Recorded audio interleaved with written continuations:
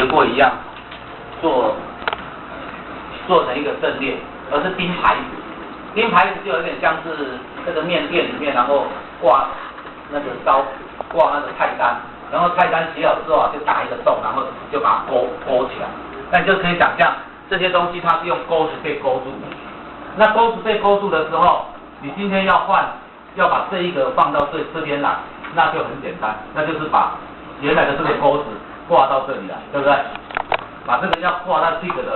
这个钩子变成那条线就连到这里来，然后把这个 lion 的线连到 pig 去，然后把 red 的线连到 tiger 来，就3个动作就完成。就每一次在做插入就3个动作就完成。这个就是说，你同样的一个抽象概念，但在实作上面，你并不一定要钉固定的柜子去做，那就会使得这个运算速度就会加快很多。不然的话，那个翻鞋子是很麻烦。有个鞋柜我要插入一个鞋子，或者说，我说大家都排好了，这一排都排好，假设都满满的，我说我要把这一个鞋子放到这里来，那这个动作就大了，就一格一格要移过去，对不对？那这个事情就很大，你要搬一大堆鞋子。那这个鞋子如果这几双还好，如果这个鞋子告诉你它有1双，那个关系，你每次一个音色的，你就要做搬的动作，可能就要搬数十万次、数亿次这样。那这个会让整个机器慢到不能动所以这些都是很有趣的话题在实际上在做的时候，你们在写程式的时候就假设又为是理论好像都对，可是实做起来怎么会那么慢？我就想到原来这个要插要怎么办？就是用另外一种结构，就是用 linked list 而不是用我们这一部分口语片主要是讲array还没有跟大家讲那个 linked list。那 linked list 的话是另外一种资料结构方法。这些资料结构其实对以后你们解决问题是很有帮助的我上次有跟各位提过计算机科学花了很多时间在讨论这些事情，这一些事情就是现实就是现实，就是数学以外的一种现实。数学就不讲现实那这个就会讲现实。当你考虑现实的时候你看老师在提这些问题我在很多同学是听得很有趣，这学了5年。你如果听得很有趣，就是代表你们的兴趣在哪里兴趣在哪里？有没有东西你听得很有趣，东西听得更无聊？那就没有关系，你对什么有兴趣就去学但是你至少要知道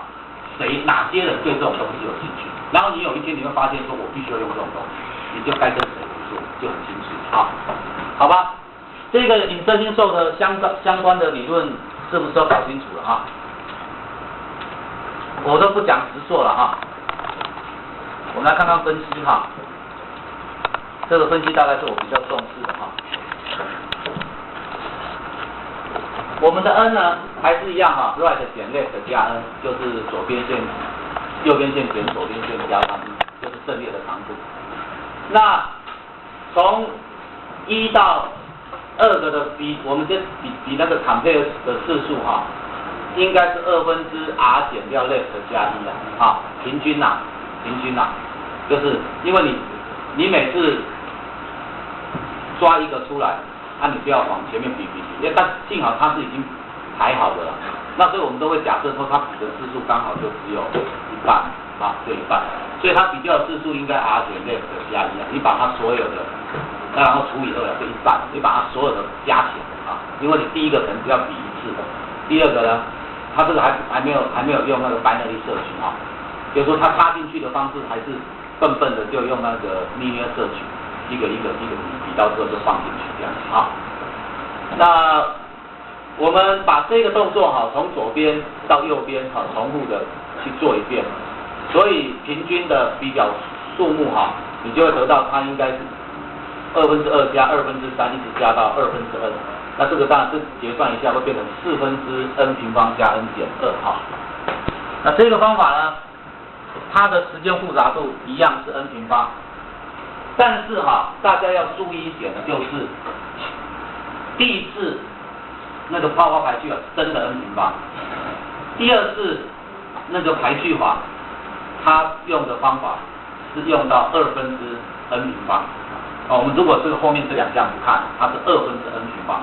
这个事实上是4/n平方，但是 n 平方也好，2分之 n 平方也好，4分之 n 平方也好，我们都说它的时间复杂度是 n 平方倍。我上次有提过哈，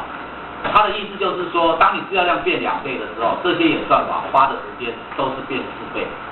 啊，只是这3个之间个别都还要差1半的时间。也就是说，你用这个insertion sort这个方法去排考卷，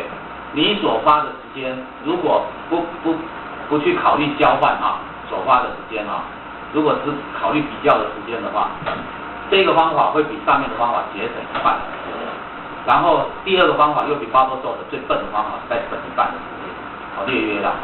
大概有这样的时间，我们已经把它省到剩下1/4了。不过它们都是同样的，就是说资料量变2倍，所花时间就变10倍。好，这样听得懂吗？好。今天开始就要介绍一个比较有趣的sort，叫做 merge sort， 这个是新的那我刚花了一点时间去把上礼拜最后讲的部分再回顾回来。那我再看一个有趣的排序法，叫 merge sort。它的 idea 第一个，我们把阵列分成2个子阵列，然后这个子阵列呢是有相同的长度大小是一样，我把它分成2个。然后我们把2个子阵列分别的去排序，排好之后，接下来就把它合起来，这样就好了。这样会不会比较快？我们去考虑这个问题。假设我只分1次，我分1半那我问你合起来的时间要多少？上次有讲过merge 合起来的时间复杂度是多少？是不是 n？ 你今天有10张考卷，你只要比 n 次就合起来了嘛 ？merge 的动作是不是比较 n 次就可以合起来？还记得我上次跟你们画2个那个漏斗吗？大的就留，小的就留下，小的就留下来。所以那个比较在中间那个比较器的是不是就左边有8个，右边有8个？那你中间比较次数就是6次你就可以把2个已经排好的东西合起来。那这个方法你就可以想说，我如果这样分下去，我左边它花的时间，如果用前面3种讲的任何一种排序不管是插入排序泡泡排序它大概时间复杂度都是 n 平方，这边也是 n 平方。不过它的资料量现在变成1半，所以的 n 变成1/2嘛，所以这边剩下1/4时间，这边剩下1/4时间嘛，对不对？你把它加起来，那是不是只要需要2/n的时间就好？你这边我刚刚把它乘以2倍，对不对？所以你现在把它分成2个之后，这一边的资料量变成原来的1半，变成2/n，那这边也2/n，所以它因为时间复杂度是 n 平方嘛，所以它得到资料量时间是不是也变成你整个排全部的1/4而已，跟排1/4而已。但是我合并只要 n 的时间就好，这样是不是就省掉了？了解那个原始的想法，我再讲一遍我刚刚讲，我给你100张考卷去排，结果你10分钟就排完，然后我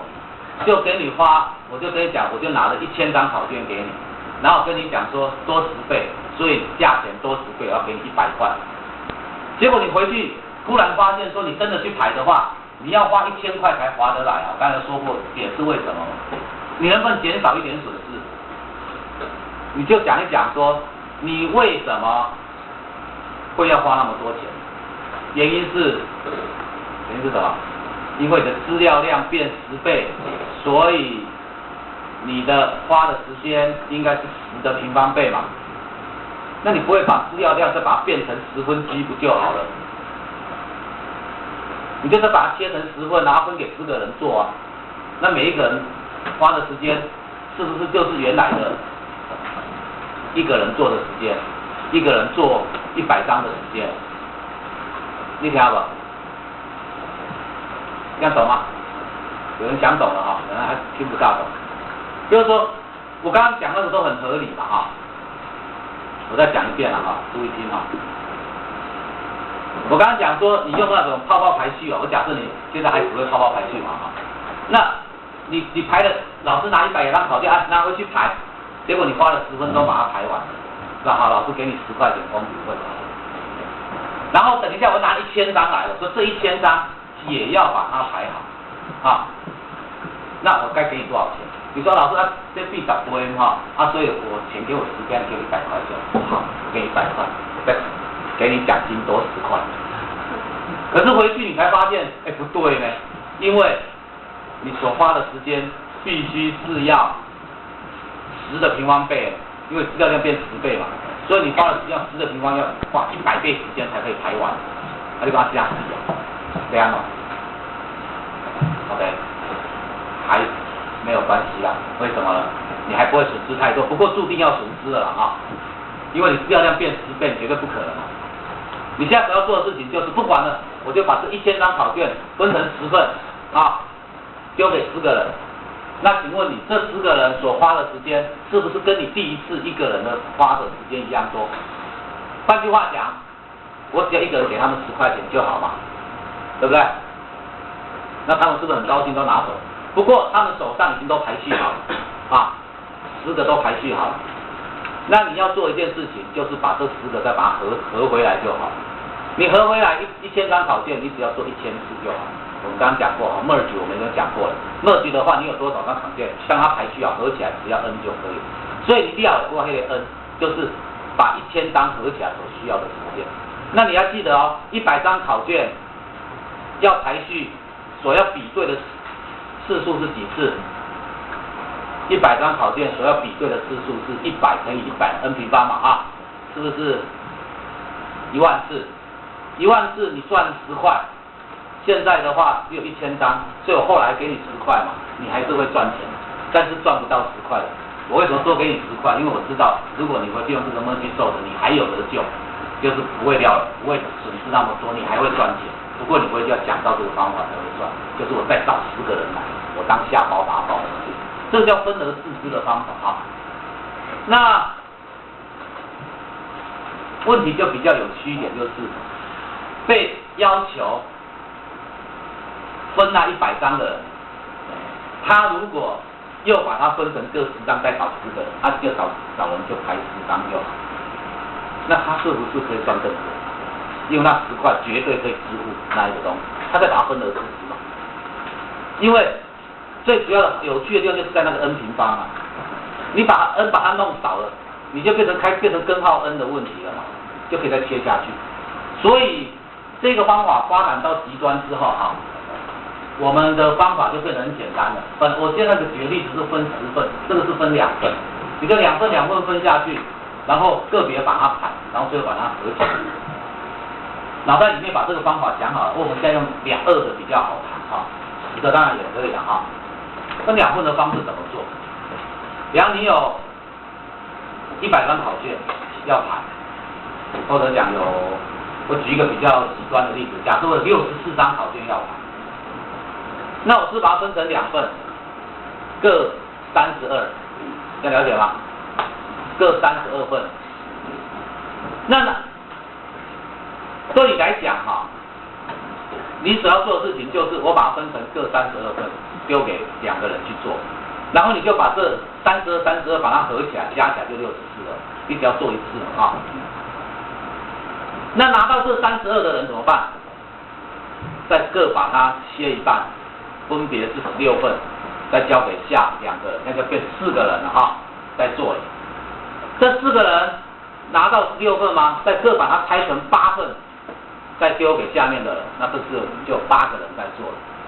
这每8个人手上都有8份，他也不要自己排，他再把它怎么样切一半，变成4份，4份再切一半变2份，那最后手上只拿2份的人，再把它切一半，再给2个人，手上各拿1张，然后他什么事都不要做，他只要把它交回给上面那个人。记得哈，这个叫做已经排序好了，因为1张也叫排好了，1张考卷就叫做排好了。为什么？1张不管多大多小，它都是最小的啊，它就是1张就是排好的。所以左边这一张也排好的，右边这一张也排好的，上面这2个人他所要做的事情就是把它合并，合并就是小的放上面，大的放下面 ，OK。以此类推，以下这32个人通通做这件事情，啊，然后每一个这30个人手上都有2张考卷，就交给他上面的16个人，这16个人他就各2张考卷，按照 merge 的方法，他只要4个动作就可以把它4个比较就可以把它合好了，对不对？以此类推，所以你可以看到哈，这个到最后一直比上来，这个次数是几次，是不是 n 次就可以了？但是切下去是切几次？我分考卷切下去，分下去切，这个是切几层下去？是不是 log 2n？ 就是你把64取 log 2以2为底，啊，是8次。64的话是2的6次方，16次就切下去了，对不对？我只要6次就下去了，和是 n， 切是 log n， 所以这个时间复杂度就是 n log n。啊，这个是我们看到的一个非常好的一个不错的方法 ，merge sort。这个目前为止哈，在很多的应用上面都被广泛的加以使用。这个资料量即使非常非常的大，大到几 Giga 的资料都可以用这种东西去排序啊，因为它的方法，它的概念就是分而治之，所以一个大档案进来，我就可以把它切成2个小档案。放到硬碟去，再把那2个小档案读进来，再切一半，一直切到最后变成一个非常小的档案。这个档案都排好了，然后再把那些档案合起来，最后这个大档案就排好了。好，它就按照一定的顺序就排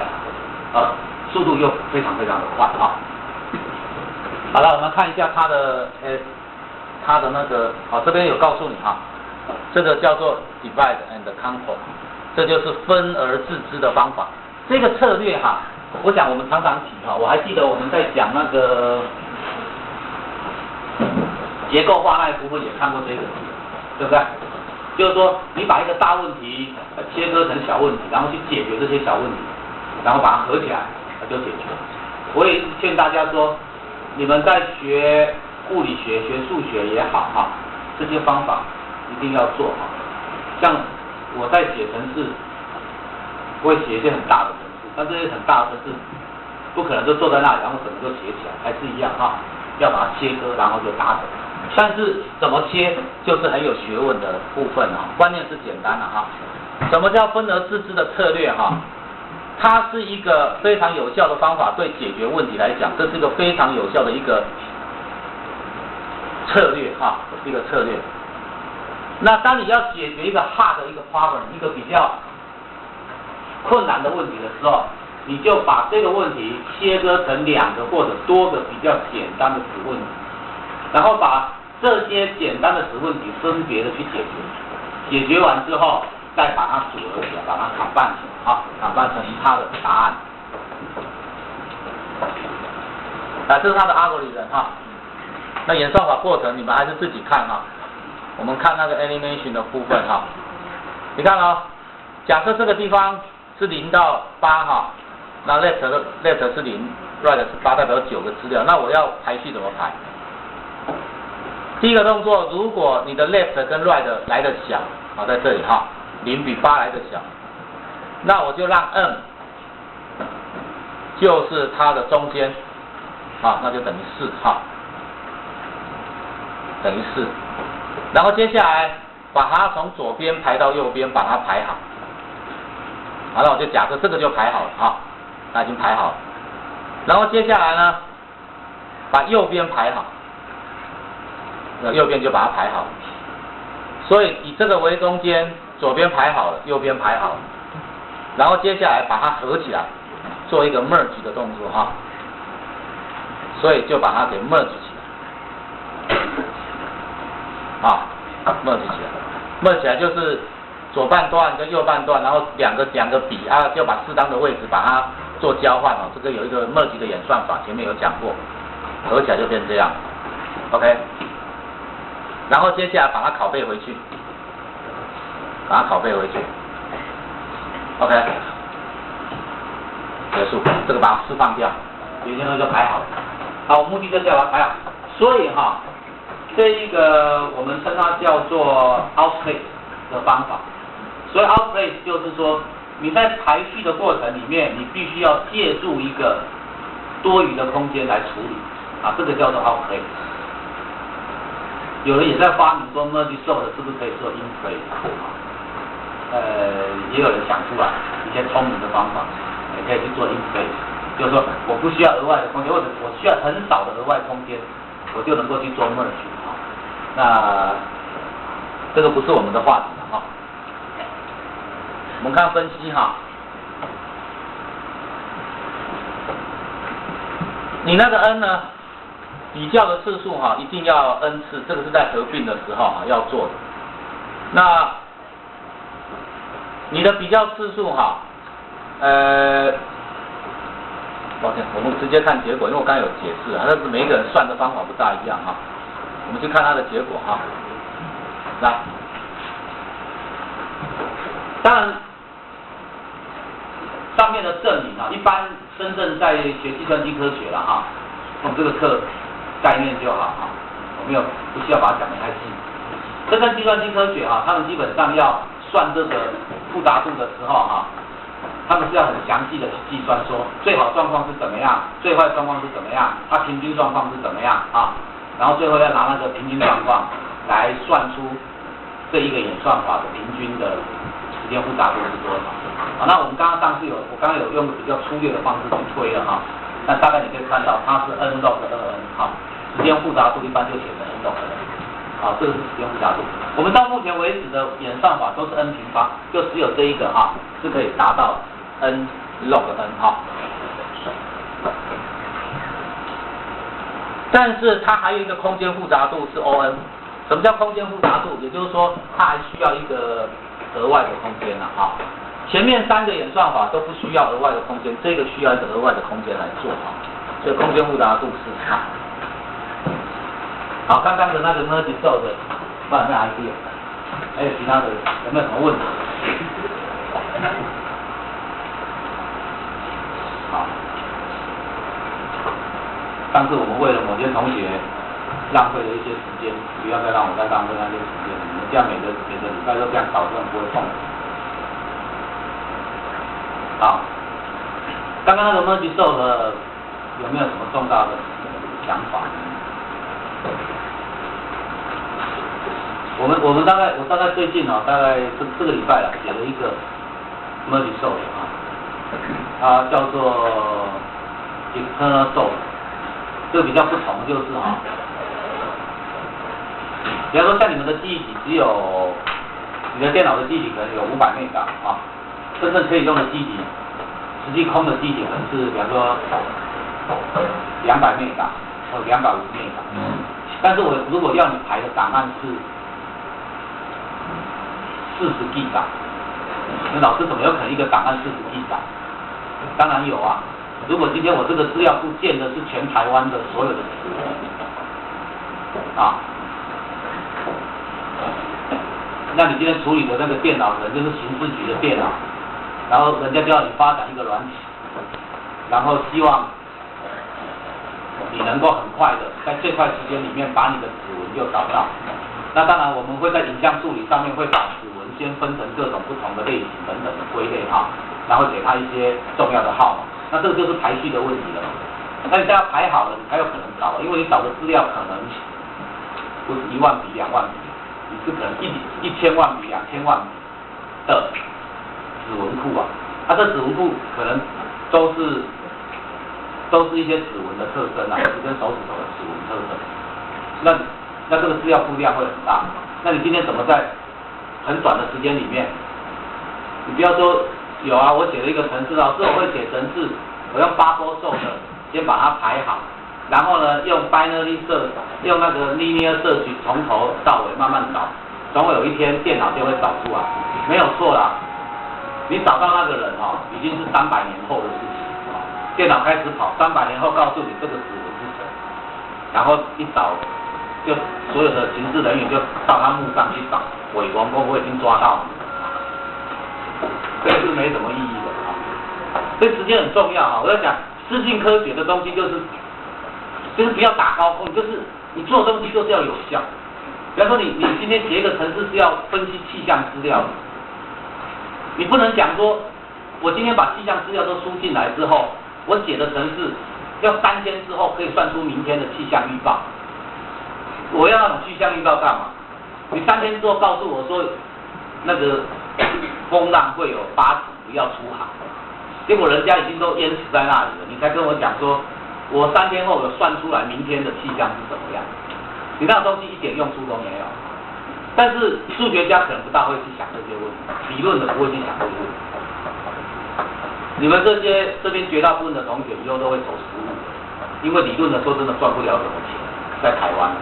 你要赚钱，一定要做的东西有用，你不能说，你看我很会打，我写了一个程式可以找凶手，可是找出来要300年后，那大概会有些人会很有兴趣的，对不对？我们来解决甘乃迪的悬案，然后历史学家会很有趣，也许有人会去买你这种软体，让他跑，然后300年后你也死了，他也死了，但是你的后代子孙就用那个东西出来，然后就说，哦，甘乃迪是被谁杀的，然后你的程式算出来。不过你认为那个东西，你赚的钱你真的用得到吗？大概用不到。所以你要赚钱，你就要把这个方法学，最好的、最聪明的、最快的方法。然后这些方法永远都在活的，大家去看。那天我问我们老师啊，一个问题，我的老师我们现在在讨论这一大堆排序。我记得我在民国70年左右开始玩电脑，68年开始玩电脑。那个时候的电脑的档案一个档案这一块磁碟片最大是多少呢？128K， 也就是那个资料最多128K， 那个档案的数目最多可以到256个档案，也就是说你一块磁碟片最多可以放256个档案。这些 soft 通通不需要，我只要用mini的 soft 就好，因为我按它吹，就是找256笔而已嘛。我的资料最大就256嘛。你说找256，电脑让它跑0.1秒，跟跑0.2秒，有什么差别？你让你跑1秒跟跑10秒，也没什么差别嘛。所以以前这些排序没有太多人在管，这些收听排序没有人太多管，那我就资料随便摆，随便找一找就好。可是你知道现在的资料量硬碟动辄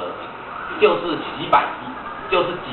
十 G， 甚至上百 G， 有人批的1000 G 以上的硬碟已经都出来了。我说会不会有一天我们学的这些方法都好像很可笑？你有没有要更聪明的方法来做？老师讲一定有一定有。所以这些东西一定要再研究下去。因为以后会更大，以后要找的资料恐怕用这些。我们现在会觉得 log n 一定够了嘛，因为 log n 是很恐怖的东西嘛，对不对 ？log n 的故事你们有听过吧？有一个乞丐跟富翁要钱，对不对？然后你分我富翁说好吧，我财产1/10给你。那乞丐说这个你不用那么慷慨，你现在我只要1块钱就好。我说好，1块钱给你。不过老爷，请你资助我1个月就好。要干嘛？你每天呢给我的钱就是我的前一天的2倍，这样就好。我说好啊，那有什么大不了？我今天给你1块，那你明天来我给你2块，后天来我给你4块，大后天来我给你8块，结果呢，还不到第30天，富翁所有的财产通通到乞丐手上。这个就是 log 的恐怖了就是急速的恐怖。那很多人搞不清楚，你们现在觉得现在很好玩可以玩玩看。所以你看很大的资料量，即使你是富翁，我每天把你切一半财产掉，切一半财产掉，切一半财产掉，不用1个月，你的钱就被我切到剩下1块。那个乞丐只是把它倒过来而已，他不是一次把你切一半财产，他把它反过来，我把你切完之后的结果反的顺序跟你要，那富翁就感觉好像没什么，就天天给你养倍，给你养倍。结果到第21天，好像就是2的21次方，大概是1000万以上啊，就几千万啊。那事情还没结束，到22天，你假设1000万就变2000万，2000万变4000万，4000万变8000万，8000万变1亿6000万，1亿6000万变3亿2000万，马上就上兆了。不到第30天，有几兆财产马上就完啊。所以这个是 log， 它可以很快的让次数很少。所以我们一直讲说，现在硬碟 T 没有问题，可是等你们毕了业出社会之后，那个电脑有可能就是10 T、100 T、1000 T， 你会发现我们现在发展这些方法都不够快啊，所以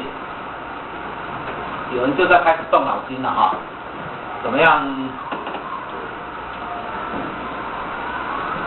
让身体也变成电脑这样子？也就是说，这也算我不能再改变，是不是用一个技术的方法去做啊？好，我们再看这个 quick sort 哈。学务处报告，以下报告同学是你假日留校用餐调查表，填写不够确实，请高114谢承峰，国2 8班郭世明。这个 quick sort 啊，速度也是非常非常的快。34高伟哲，高国33潘国文，高39陈彦宗，高31武建宇。他的 idea 很简单。高13，然后大家去，我们重点还是要去分析一下。他的 idea 是说，我从这个阵列里面随便抓一个 value 出来，就抓一个出来。这个叫做 pivot 啊，找一个 pivot 的出来。然后我们就做一个partition 就是做一个分割，分割成3个部分。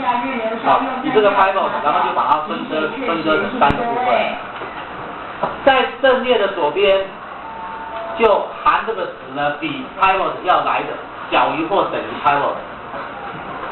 那中间那个值就是 pivot 本身。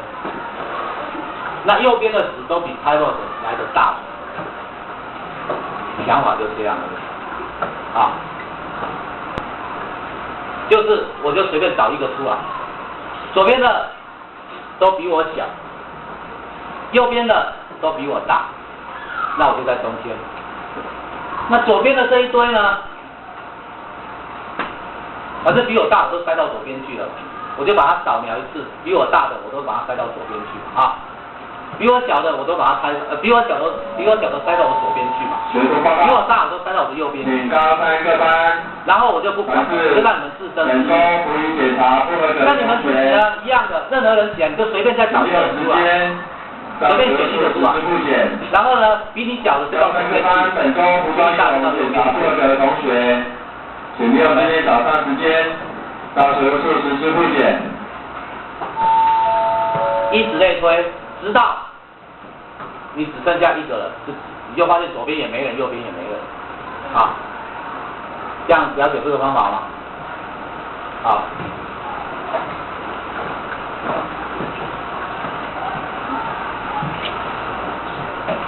那大概有示范的图了哈，就是说，反正我一堆啊，比方说。7、6、12、9、8、4、1这样子哈，我随便选，比方说我选到了，这次我故意选好一点，乱选了哈，我选了一个9小，那比我小的，从这边看嘛哈，7比我小，6比我小，12比我大，9是我自己，8比我小，4比我小，1比我小 ，OK， 我就选出来。那这个呢，我就随便再选一个，比方说选8小，再从头找一遍，7比我小，6比我小，4比我小，1比我小，这个是空的，好，这就没了。这边我随便选一个起来，以4来看，1比我倒过来哈，7比我大，6比我大，1比我小。这边随便选一个，假如我选到7，6比我小 ，OK， 那到最后。我把它圈起来，处理过就圈起来。那这12已经没了，就圈起来。然后你只要循着这个竖的，从最左边碰到根，就把它写进来，然后就追踪到最底的，再往上弹回来，再弹过来，这个再弹上，这样追踪一次，不就排好了？我只要循着这个，再把它抓出来就排好了。这样了解吗？这个也是一种叫帕金森受的了那你这个后卷有人选一个，有人选2个，有人选3个，你可以把它切成更多份，那速度会更快。这个叫 quick sort， 这个也是公认目前。这个前面都很好分析这个时间复杂度就越来越难分析了。为什么？它跟你选的东西有关系啦，跟你选的东西有关系，跟你选到的东西有关系。你今天如果很幸运的每次都选到中间，而且这个就是排好了，然后你每次都是选到中间，那就是最快的方法那所以这个排序法等一下我们再看一下它的动画方法，先了解了然后看看我们的分析怎么讲。这里面有一些名词一个叫 pivot pivot 的选择也是一门学问怎么去选它？当然有些人是先把资料分析过之后再去选，不过分析资料也要，它也是一个负担也是一个负担。最后呢，我们把左边的阵列跟右边的阵列分别的去受得好，这样就好了还要跟大家讲事实上在实务上操作的时候我们往往不会切到最细的，我们一般就把这些受的就受得到一个阶段之后，就会用其他的方法受。所以你看那个大小已经差不多了，你就用那个insertion受的再去把它排一下就好。当然你可以纯的从头到尾都用 quick sort 下去做了所以 quick sort 跟那个什么 insertion sort 还有 selection sort insertion sort 往往会掺合着去使用这也是另外一个分而治之的策略这是它的 algorithm 那我们看看它的 environment， 它的做法就是，其实这个 pivot 就是相当于已经决定了，这个不会再动了。然后就是左边还没有做，右边还没有做那做完之后，它就会整个都排好整个都排好，要一个一个做，然后你去反复，左边再选一个 pivot， 右边再选一个 pivot 然后一直切下去，到最后就可以完成。animation 来，我们现在一样这个要来排。如果 left 比 right 小我现在就找一个 AP， 那这个 P 呢，我们现在假设选的是3是 5然后左边的都是比它来的小的，比 F 来的小的把它弄起来，这个左边的就处理好了，排好了。然后接下来呢，右边的也把它排好 ，OK， 然后就排完。这个 quick sort 真的很快量好很简单了，我就这样好，然后接下来我就这边把它排好，这边把它排好，这样就排好了，就这样子。那老师这边怎么排好？我们前面不是有讲很多sort的方法吗？你可以用那些sort的方法来排，或者就继续再用它本身的方法来排，也都可以当然你这些切的动作这些做partition的动作基本上它都会到最后有一个动作，都还是要用到 insert 或就是前面的 insertion或者 quick sort 或者是 bubble sort。不过那个资料量都只剩下2个，所以那种 sort 已经就是比较一下做个交换就这样子已经不是那么重要了。那比较有趣的就是说，你看这一门学问就光收集这一门学问人类已经搞了大概100-200年有，从最早比如bubble sort开始，等下怎么排序，数学家大概搞了100-200年还是那么的有趣的原因是，到现在都还有人拿这个在发表论文，原因是它可以整个集合起来，然后在不同的状况就有不同的应用，那不同的资料形态就有不同的方法，就很有趣那但我们今天最主要是把这些重要的方法跟大家介绍一下哈。好，它的分析哈，这个没有这个方法跟 merge sort 的最大的差别是哈，它是切完之后就去排序了。大家记得哈 ，merge sort 从头到尾都没有排序哦，有没有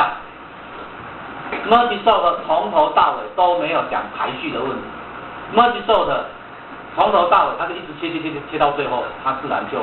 都排好，然后直接就合并起来。但 quick sort 它是有排序的问题存在哈。那这里有 best case 哈，最好的状况，最好的状况就是说，你每次哈刚好就取到中间值。这个时候两边呢 sub array 刚好都是2/n，所以比较次数刚好是每一次都比较2/n次哈，所以它的比较次数呢会2/compare 2/n 哈，2乘以 compare 2/加上 n 减1的哈，那所以这个solution呢它是 n log n， 因为它切下去它等于跟 merge sort 就一样，如果在最好的状况之下 quick sort 就跟 merge sort 一样哈。那最坏的时间复杂度是会到所以说最好状况的时间复杂度是 n log n 啦哈。quick sort 的最差的情况就是你每次那个 pivot 一选，刚好弄作衰弄去跟着想谁，很倒霉，就是每次都选到最小的。那这个就是相当于什么东西的？每次选到最小的，你们敲出来正好都是最左边那一个，有吧？我们有第二个状况，不叫做什么 selection sort 吗 ？selection sort 是你故意的去选最小的，然后拿到最上面来嘛，对不对？然后选第二小的放到第二个来嘛。你这个 quick sort 每次那个 pivot 你也不是故意选，你就是那么追，每次选高就选到最小的。那你那个情况就跟 insert 那个 selection sort 一样，所以它的最坏的情况就是 n 平方，好，它的最坏的情况就会变成是2/n平方减 n， 对不对？这个是不是相当于就是那个 selection sort， 还记得吗？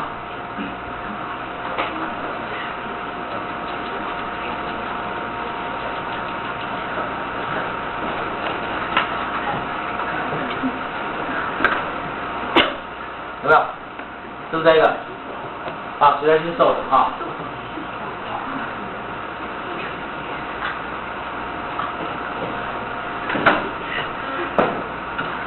所以是一样的啊，这是最差的情况。所以 quick sort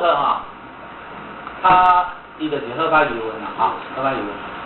那一般我们在实务上，他们在做实验一般都是怎么做？就是到底该选择哪个sort比较好他们一般就是会拿那个资料去喂比方说你今天假设是要处理热透的这一种东西，那他们就把各种sort写一写然后就拿以前的资料进去让它sort，然后看看哪一个跑起来最好，就用实际资料去喂看才知道，因为它是变动它是变动。那这个方法用的空间会比较少一点不像 merge sort 的空间复杂度那么高它的优点是在这里不然的话我们就因为它的最好的状况也不过是 merge sort 做好的这个最好的状况其实就是怎么样？如果这个原先就已经sort好的，你一般大概都会碰到这种情况都是最坏的情况这以下是实际的程式码了其实我们讲一堆那个实际程式码都很短都大概2-3行就解决。像这个是一个递回函数而已嘛，递回函数就是你看它这3行而已第一个动作选 P 出来把 P 给选出来，然后接下来就是 quick sort， 然后从左边到右边P 加1到 right 就这样然后再反复的呼叫字符，所以那个讲半天大概就3行就写了。这样就行。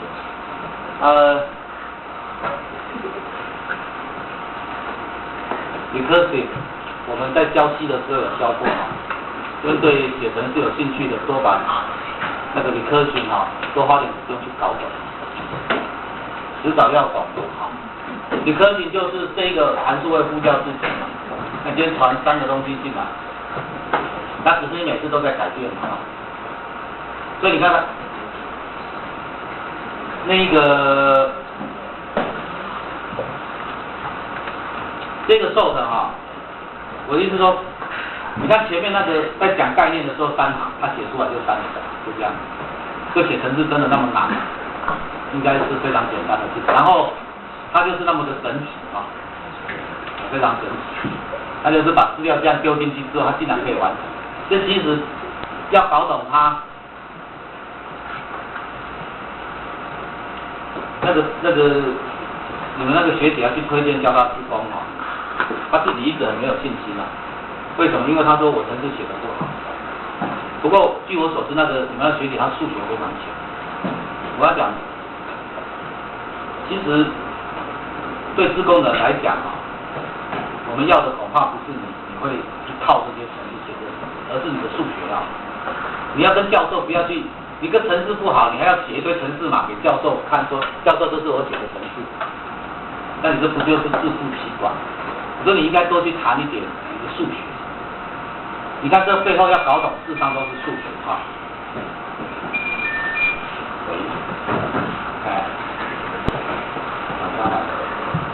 有这样的事还没拿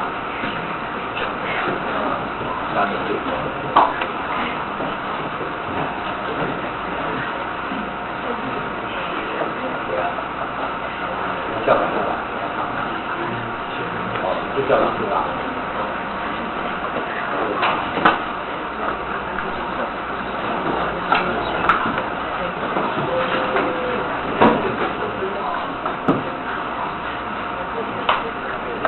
好吧，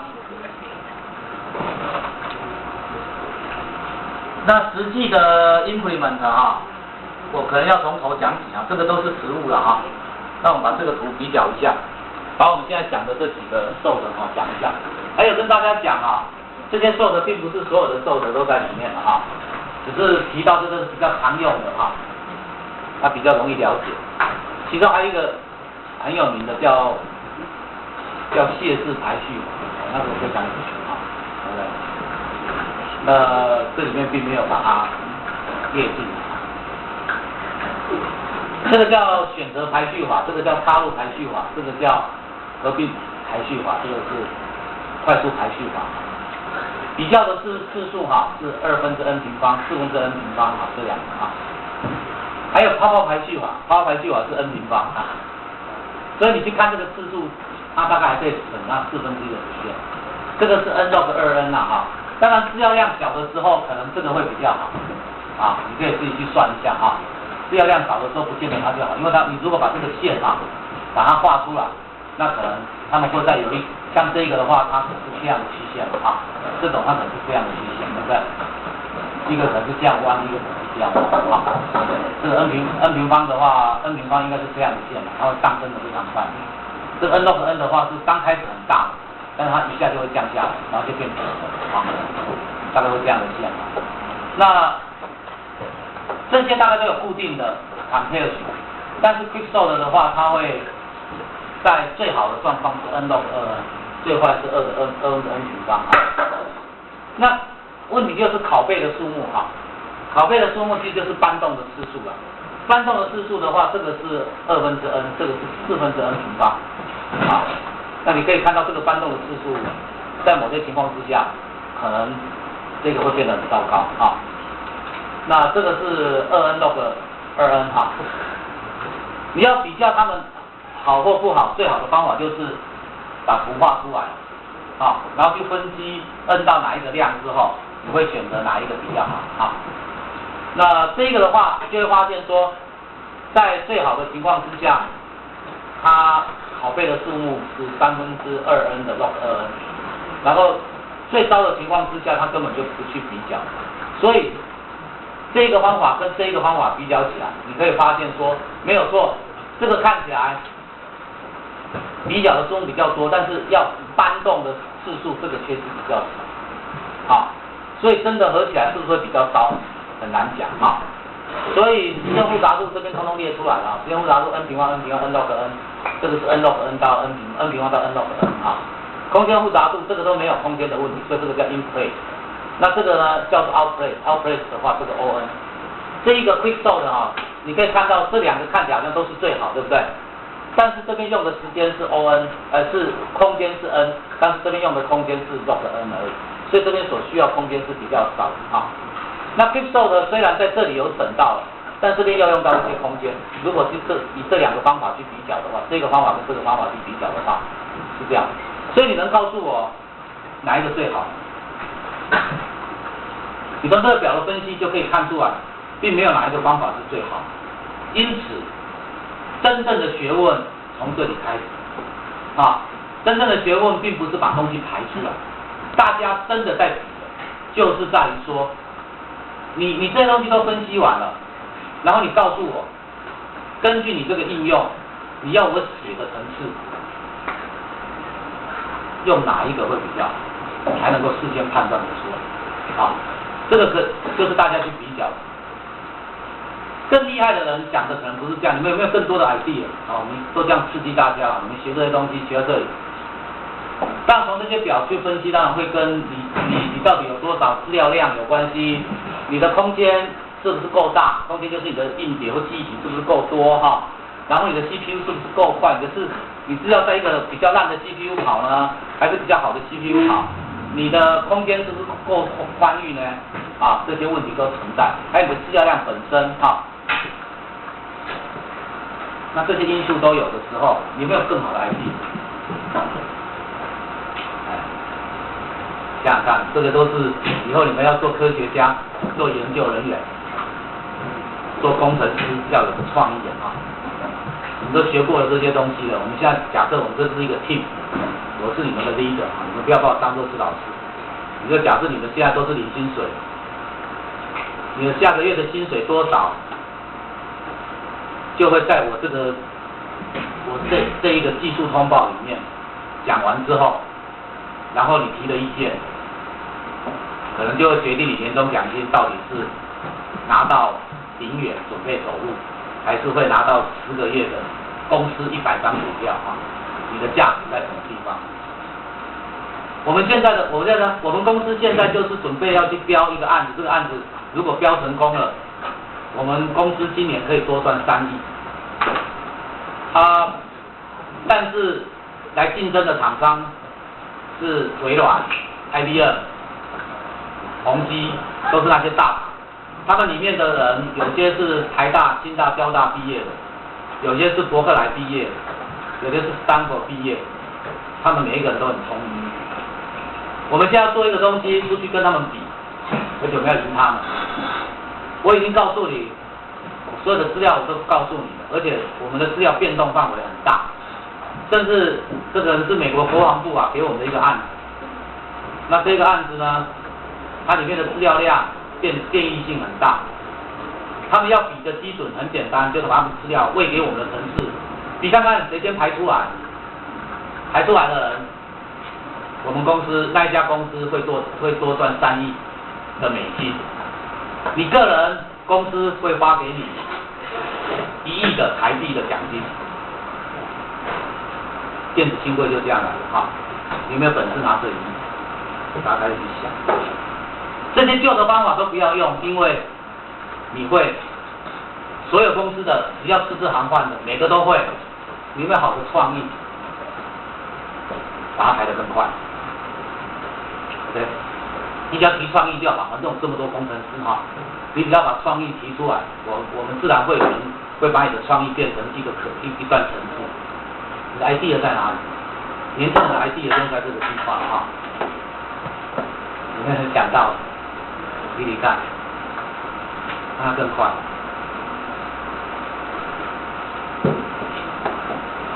我们刚刚下面很多同学都很喜欢在下面聊天讨论事情。我们现在可以好好讨论，有这样时间。但你要讨论这个东西之前，你前面要多花点时间听懂我在讲什么啊。那最后我也总结一个表给你们，这个表其实就是你判断的基础啊。这就是在做学问了哈，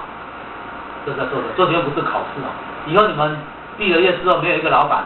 会发个考卷给你们，然后看你考几分，然后给薪水，因为那些东西不会赚钱。你们要赶快学会把你的创意拿出来，但是要有创意，要有基础啊，你不能说胡扯一通，因为你胡扯一通，你没有背景啊，你自己不先把这东西学会啊，你想20年之后，你想出来的东西就是可能想到这个方法而已。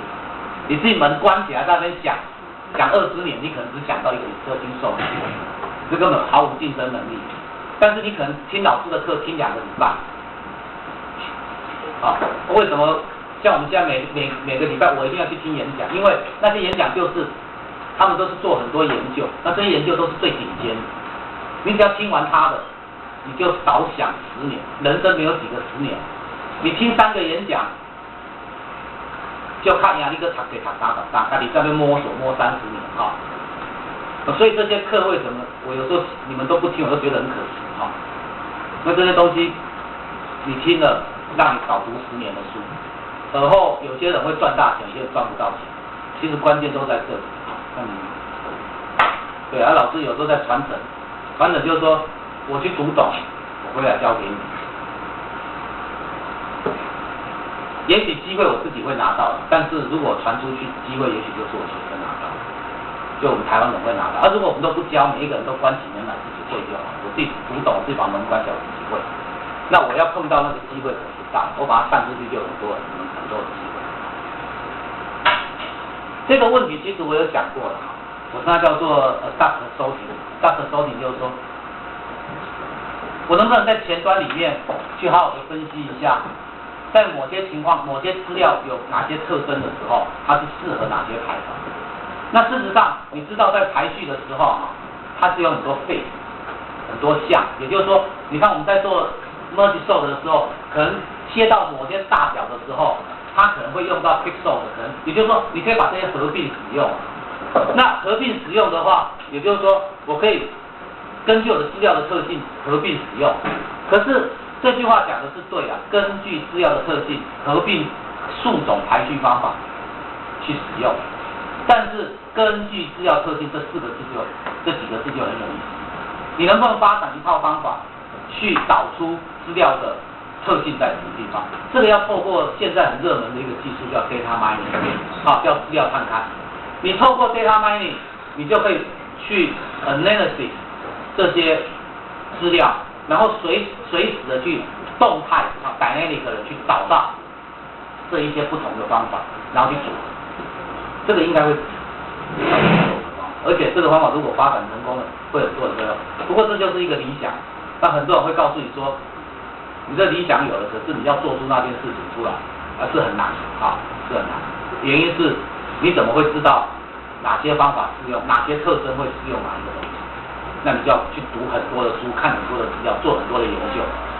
那如果比方说大家都认为这个可行，这个 idea 可行，我把它提出来，那很多学生就会觉得说，老师这个题目很有趣我想跟他一起做做看，你就会拜我为师那我们就成立一个实验室然后大家就开始努力的一起做。那这个实验室就专门在做这件事没有多久，这个实验室可能就发展一套方法出来，这套方法对人类就产生重大的变化那这个就是做研究那 sorting， 我想在国际的一流大学像刚刚讲普林斯顿也好或者是斯坦福或者是 MIT 麻省理工学院，事实上他们都比较做这些事情，因为这些事情都是资讯科学，大概都是要人类里面找那些比较聪明的人出来做。你们看到我本来我有一篇那个文章在我的手机电脑，我手机电脑没有带到，下次我再讲好了。我看到那些照片觉得很好玩他从最早的各种不同的语言，像这个 Java 这个语言，他们在预测说这个 Java 语言跟现在有一个很有名的物件导向语言叫 C#， C 然后一个井字还有我教你们的 C， 还有 C++，还有培基语言，还有 PHP， 还有 ASP， 还有我以前暑假教过你们的 Prolog 啊，还有 Ada 啊。在以色列好像有一个计算机科学家，他做了一件很有趣的事情。他说呢，他会看面相，然后决定这个语言要不要学。为什么呢？他说 C# 一定会被 Java 打败，C# 一定会不见。原因是什么？C# 发明的人没有用，没有大王啊。然后 Java 的那个发明人就给大家看，哦，就留个大王。然后他的理论基础是什么？说 Prolog 啦、Ada 啦、Lisp 啦，这些语言你们只学过 Prolog 啊？暑假我曾经教过一点点 Prolog。他就把他们照片都把它弄出来，他都没有胡子，哦，光光的这样。然后发明那个 C 的啊，发明那个 PHP 的，发明 Basic 的那几个都是大。然后他就最后列出来那个 Java 的发明人就是一个大，所以得正。这个 Java 以后一定会把 C# 给干掉的。我感觉我也有点这种感觉啦，因为我自己本身也没有去碰 C#，这个语言实在是学不完，老师学过非常多的程式语言啊。你们现在学一个 C 学得很痛苦啊，很多同学 C 都学不会，那你问老师有学过什么语言？我学过Fortran 语言，学过 Basic 语言，学过 VB， 学过 PHP， 学过 ASP， 学过 Delphi 啊，学过 Pascal 啊，学过 Python 也是没有大胡啊。然后 C# 也看了一下，但是看了 C# 一看了没有多久，我就决定把它放弃掉，因为那时候 Java 也起来，所以就学 Java。那所以，我大概学了10几种语言啊，就电脑语言。那真的在用的，还是每一种都有在用啊，都有在用。但是，我现在可能就会考虑说，如果有一个新语言发明，就去看看那个作者的照片，到底有没有留胡子这样。我以前自己也发明过一个语言嘛，给你们看过，对不对？那个语言后来也失败了，大家看我的脸就知道，那个大概起不来，因为我也没有胡子。我要早知道这一点，我就留个大胡子，我现在可能就发了。如果那个语言，如果大家都用我写的那个 language 来用的话，就很刺激哈。那其实那些语言大家都叫好啊，他们发展的像那些我刚刚讲那个 Prolog 啦或者 Lisp 啦，像那些语言大家都叫好。像我们现在做 AI 的人，到现在都还在用，可是外面的都没有人在用。那你说叫我们用那个东西写有点怪。然后我上次还碰到有一个从美国回来的一个很有名的教授，他就是很喜欢用那个 Python， 他也把它讲的这样子上天下都很好，可是很奇怪，不是他东西不好，就是那个命不好啦，命相不好。有时候东西不是好坏的问题，你不是讲说这东西好就行，所以有时候年纪大了会比较相信命哈，有那个命没有那个命哈。但 idea 很重要，我刚才提过这个图，到最后给大家做的结论。那这个投影片你们应该都可以看得到哈。下一次上课的时候哈，我会比较实作上面来看哈。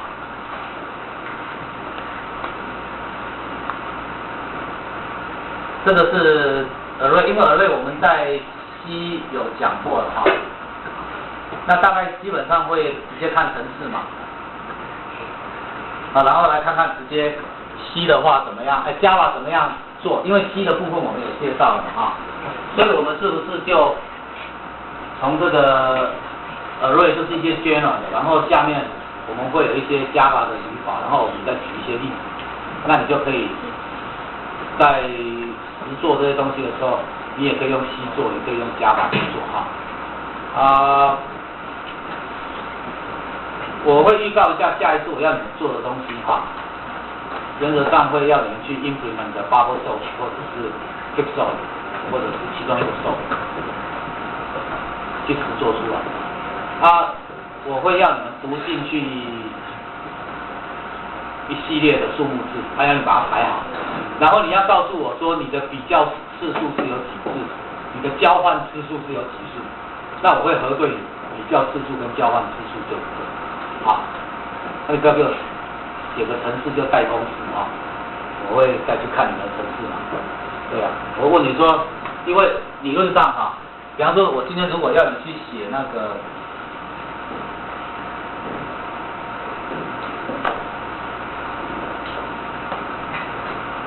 假设我要你去写学新手的，对不对？那基本上你的字数就在这里嘛。啊，你不要讲说，是我读 n 进来，然后把它带进去，啊，然后就印出来，比较次数就等于多少这样。你要实际在程式码里面埋一个计数器，它每比较一次就给它在里面就给它加一加一加一加一，你必须要做到对，然后把它印出来给我看，然后我就会知道你的程式有没有写错，啊。也许别人比20次就没有，结果他可能要200次才做出来，然后你还跟我讲说你的方法很好，这样不行啊。今天介绍的这些理论有没有问题？我花了2个礼拜去介绍这些咒，有没有问题？大概都是概念上的啊，实务上的话我再花一场就再讲。没问题啊，没问题，好吧？剩下一点点时间让你们用完，要撑一点来不及啊。但是你开下去，等一下要是进不去的话，就2个人逛一逛网站，这样就好啊。OK， 因为我们里面那个机器现在正在维修啊，所以有一台机器会挂不上，好吧？